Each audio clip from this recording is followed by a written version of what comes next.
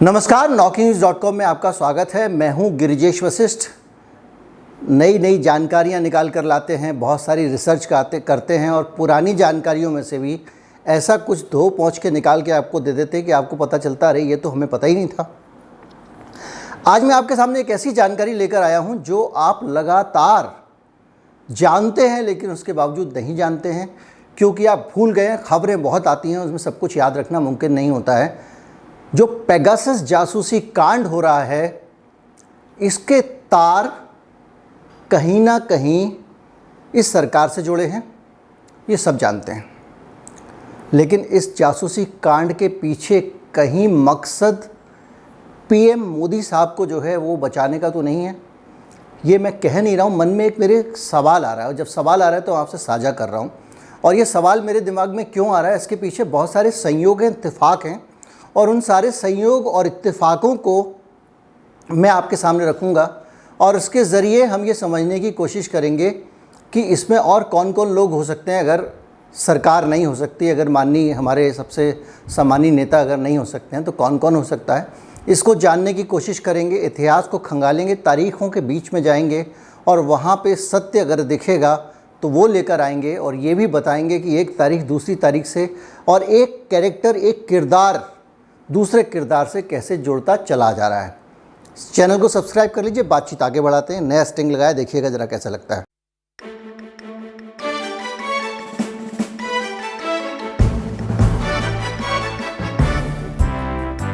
Channel को अगर आप सपोर्ट करना चाहते हैं, यूपीआई कोड है और साथ में एक बार कोड भी लगा हुआ है। स्कैन करके आप भुगतान कर सकते हैं। इसके अलावा हमारे डिस्क्रिप्शन में भी यूपीआई आईडी है। चैनल में एक नया बदलाव किया है। जो एक मोन्टाज था, उसको कई लोगों ने कहा कि ये बड़ा अच्छा नहीं लगता, बहुत टाइम आपका जो है वो ख़राब होता है, और वो बीच में और वो ठीक से बना भी नहीं था इस बार का जो मोन्टाज था। इसलिए मैं एक छोटी सी स्टिंग ला रहा हूँ जो मैंने आपको दे दी है। सबसे पहले मैं बात करूँगा कि अभी नया डेवलपमेंट क्या है पेगासस कांड में। पेगासस कांड में जो बड़ा डेवलपमेंट है वो ये है कि अभी तक जो बार बार सब तरफ कहा जा रहा था कि ये फर्जी मामला है, कहीं कोई जासूसी नहीं हुई है, कुछ नहीं हुआ है, सब फालतू बातें हैं, ये बातें अब धीरे धीरे सच की तरफ बढ़ने लग गई हैं।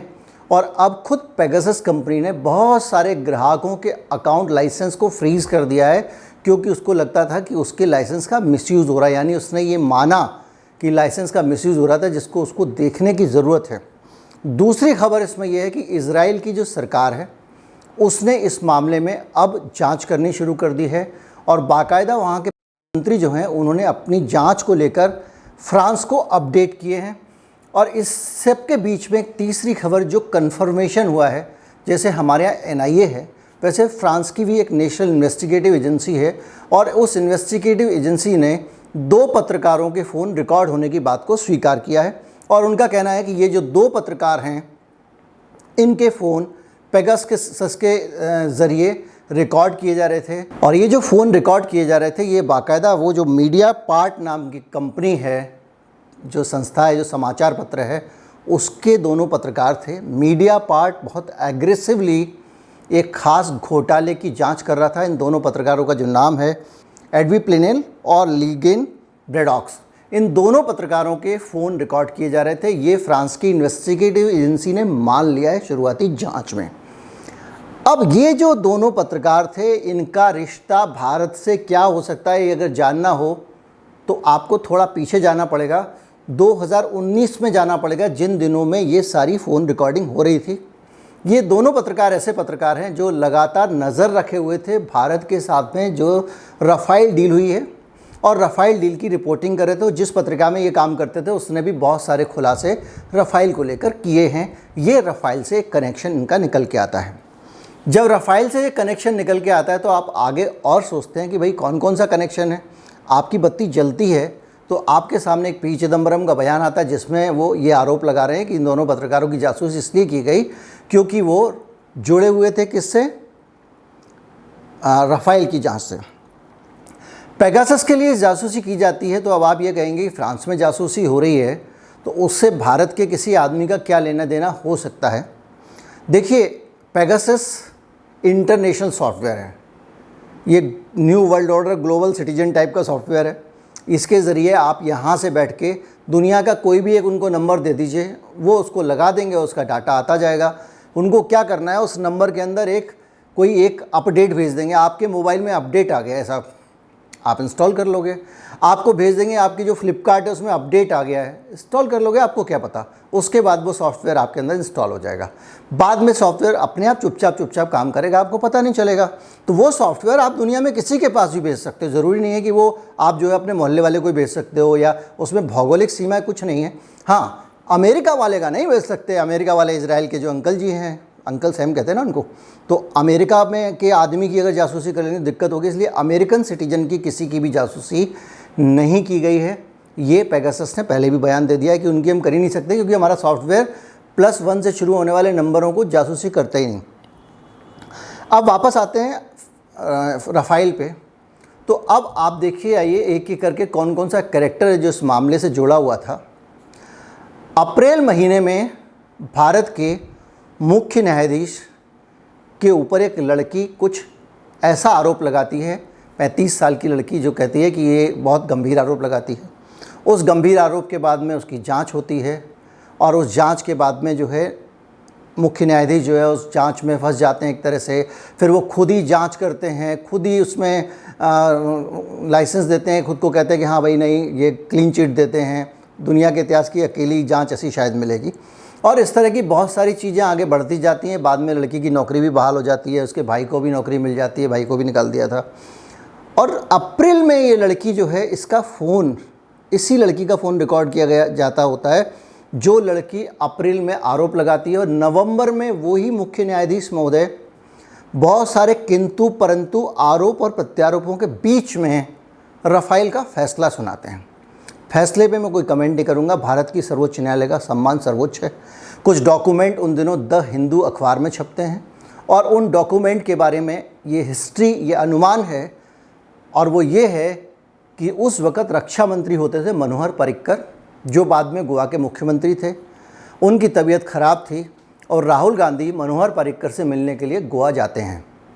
मनोहर पर्रिकर उससे पहले एक बयान दे चुके होते हैं कि बहुत सारे डॉक्यूमेंट तो मेरे बेडरूम में पड़े हुए हैं राफेल के। राहुल गांधी मनोहर पर्रिकर से मिलते हैं, उसके कुछ ही दिन बाद में कुछ डॉक्यूमेंट राफेल से जुड़े हुए अति गोपनीय दस्तावेज द हिंदू अखबार छाप देता है। और द हिंदू अखबार के दस्तावेज छापने के साथ सनसनी हो जाती है। सरकार की तरफ से ये मांग की जाती है कि इन्होंने भारत का जो गोपनीयता कानून है उसका उल्लंघन किया, इसलिए इसके ऊपर कार्रवाई की जाए। लेकिन सार्वजनिक रूप से कोई दस्तावेज छापने पर गोपनीयता कानून लागू नहीं होता। खैर, इस पर बहुत सारी बहस हुई थी, और उसके बाद में ये वही राफेल वाला मामला है जिसको लेकर फिर एक बंद लिफाफे में सरकार से रिपोर्ट मांगी जाती है। और ये भी साबित होता है कि बंद लिफाफे में सुप्रीम कोर्ट को झूठी जानकारी दी गई थी। उस झूठी जानकारी को लेकर वो सीएजी जांच से जुड़ी हुई जो जानकारी थी, उसके आने के बावजूद भी वो केस रीओपन नहीं होता है। ये आपके सामने राहुल गांधी एक कैरेक्टर आ गया। एक लड़की आती है जिसने चीफ जस्टिस के ऊपर आरोप लगाए थे, और इतना महंगा सॉफ्टवेयर उसकी जासूसी पे लगाया जाता है। अब और चरित्रों की तरफ अगर आप जाएं, कुछ और किरदार आप देखें राफेल को लेकर, तो अनिल अंबानी जो हैं वो कंपनी थी जो राफेल विमान जिसके मार्फत ख़रीदे गए थे, जिसको भारत में उनका मेंटेनेंस करना था। अनिल अंबानी की कंपनी को ये ठेका मिला था। फ्रांस की कंपनी से जब राफेल ख़रीदे गए तो उस कंपनी को, बीच में वही कंपनी थी जो डील कर रही थी। और अनिल अंबानी के फ़ोन भी पेगासस के ज़रिए रिकॉर्ड किए जाते हैं, और ये नज़र रखी जाती है कि उन्होंने कहीं इधर की कोई सूचना उधर तो नहीं दे दी है। सिर्फ अनिल अंबानी नहीं, उनकी कंपनी के जो कॉरपोरेट कम्युनिकेशन के हेड थे, उनका नाम था टोनी जेसुदासन, उनका भी फ़ोन नंबर सर्विलांस पे लगता है पेगासस में। उनकी पत्नी का नंबर भी लगता है कि भाई ये कहीं ना कहीं, ये सारे किरदार जो देखिए आप, ये सब कहीं ना कहीं राफेल से जुड़े हुए हैं। इस बीच में एक और आरोप लगा था, आप याद करिए, कि मोदी जी इजराइल किस लिए गए थे, वहाँ क्या बात हुई थी, बीच पे पानी पी के बहुत सारी चीज़ें हुई थी। और अब ये कहा जा रहा है कि मोदी जी जब इजराइल गए तो कुछ ना कुछ वहाँ पे डील हुई थी, और उसमें शायद ये पेगासस की डील भी थी। हालांकि कोई कहीं जा सकता है, इसमें कोई बड़ी बात नहीं है, कोई किसी देश में जा रहा तो डील कर नहीं जाएगा। ये थोड़ा हल्का हास्यास्पद बयान लगता है विपक्ष का, लेकिन एक गंभीर बात जो है उसको आप नज़रअंदाज नहीं कर सकते कि उस दौरान सीबीआई खबरें आती हैं कि सीबीआई जो है वो राफेल की जांच कर सकती है। सीबीआई के चीफ आलोक वर्मा ने सारे के सारे कागजात ले लिए थे। प्रशांत भूषण और बहुत सारे लोग जो जांच कराने के लिए उनसे मिलने गए थे, उन कागजात के आधार पे डिफेंस मिनिस्ट्री से उन्होंने इन्फॉर्मेशन राफेल की मांगी थी और ये माना जा रहा था कि वो एक आध दिन में इंक्वायरी ऑर्डर कर देंगे। आधी रात को आलोक वर्मा को निकाल दिया जाता है। वजह दूसरा एक विवाद बनता है और जिस विवाद में वो निकाले गए वो भी बाद में कोर्ट में जाके ये साबित होता है कि उस विवाद का कोई सिर पैर इसलिए नहीं था कि कोई ठोस सबूत नहीं मिले थे कि आधी रात को उसको निकाला जाए। इसमें कानूनी उल्लंघन किया गया, वो ये कि किसी को सीबीआई चीफ बनाते हैं तो जिन्होंने बनाया है जो कमेटी ने वही निकाल सकती है और 2 साल तक उसको कोई हिला नहीं सकता। उसके बावजूद उनको आधी रात को निकाला गया और उनका दफ्तर सील कर दिया गया। इतना ही नहीं, सीबीआई की बड़ी संख्या में जो कर्मचारी थे उनको हटाया गया, इधर से उधर किया गया। ये भी हुआ। ये भी एक राफेल से जुड़ा हुआ चरित्र है, किरदार है, जिसकी या जासूसी पेगासस के ज़रिए की जा रही थी। अप्रैल के महीने में एक लड़की भारत के मुख्य न्यायाधीश के ऊपर आरोप लगाती है और नवंबर में राफेल का फैसला आ रहा होता है। उस लड़की की जासूसी हो रही होती है। अनिल अंबानी जो सबसे महत्वपूर्ण कैरेक्टर हैं राफेल डील के, उनकी जांच हो रही होती है। और इस सब के बीच में ज़रा फ्रांस अगर आप जाएं तो फ्रांस के राष्ट्रपति जो मैक्रों हैं, जिन्होंने अब इंक्वायरी शुरू करवाई है, किसकी इंक्वायरी शुरू करवाई है? राफेल की खरीद की। उनके भी फ़ोन रिकॉर्ड किए जा रहे थे। वो जो व्यक्ति भी, उसके फ़ोन भी, और उसके फ़ोन कैसे रिकॉर्ड किए जा रहे थे? मोरक्को के ज़रिए मोरक्को ने पेगासस खरीदा और फ्रांस के राष्ट्रपति की जासूसी करा रहा था। आप सोचिए, अब तो ये सामने भी आ गया कि जासूसी हुई है। अब तो फ्रांस की इन्वेस्टिगेटिव एजेंसी ने भी मान लिया। 10 प्रधानमंत्री दुनिया के थे, 3 राष्ट्रपति और 1 किंग। 14 स्टेट हेड्स की जासूसी की जा रही थी और उस पूरी जासूसी के बीच में किस किस तरह के खुलासे हो रहे होंगे, क्या क्या हो रहा है, इसकी आप कल्पना कर सकते हैं। 500 लोगों के।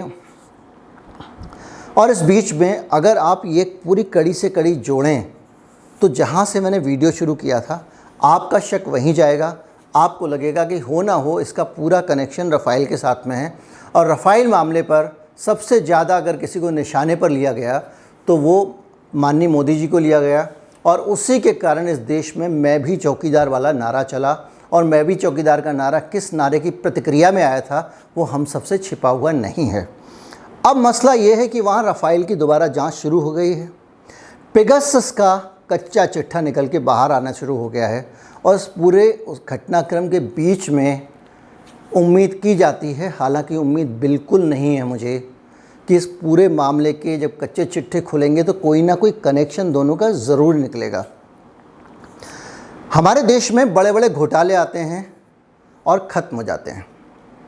पाकिस्तान के प्रधानमंत्री नवाज़ शरीफ को जिस मामले में उनकी कुर्सी गई, जिस मामले में उनके जेल जाने की स्थिति बनी, उस मामले में भारत में भी बहुत सारे लोग फंसे थे, लेकिन एक के ऊपर भी कुछ नहीं हुआ।